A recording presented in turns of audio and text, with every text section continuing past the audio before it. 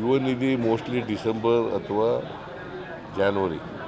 ಯಾಕಂದರೆ ನಾವೇನು ಹೇಳಿದ್ದೀವಿ ನಮ್ಮ ಮ್ಯಾನಿಫೆಸ್ಟೋನಲ್ಲಿ ಅಂದರೆ ಗ್ರ್ಯಾಜುಯೇಟ್ಗಳಾದವರು, ಡಿಪ್ಲೊಮಾ ಹೋಲ್ಡರ್ಸ್ ಆದವರು 6 ತಿಂಗಳು ಕೆಲಸ ಸಿಕ್ಕದೆ ಹೋದರೆ 6 ತಿಂಗಳೊಳಗಡೆ ಕೆಲಸ ಸಿಕ್ಕದೆ ಹೋದರೆ ಅವ್ರಿಗೆ ನಿರುದ್ಯೋಗಿ ಪದವೀಧರರಿಗೆ ಮತ್ತು ನಿರುದ್ಯೋಗಿ ಡಿಪ್ಲೊಮಾ ಹೋಲ್ಡರ್ಸಿಗೆ ತಿಂಗಳಿಗೆ 3,000 ರೂಪಾಯಿ ಕೊಡ್ತೀವಿ 2 ವರ್ಷದವರೆಗೆ ಅಂತ.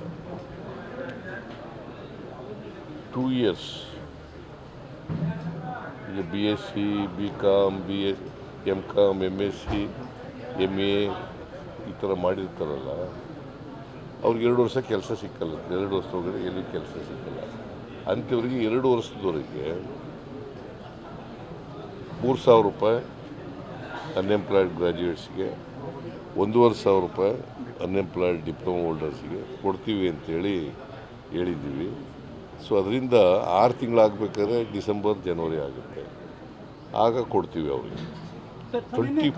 ಒಟ್ಟಾರೆ 2 ಇಯರ್ಸ್ 24 ಮಂತ್ಸ್ ಕೊಡ್ತೀವಿ.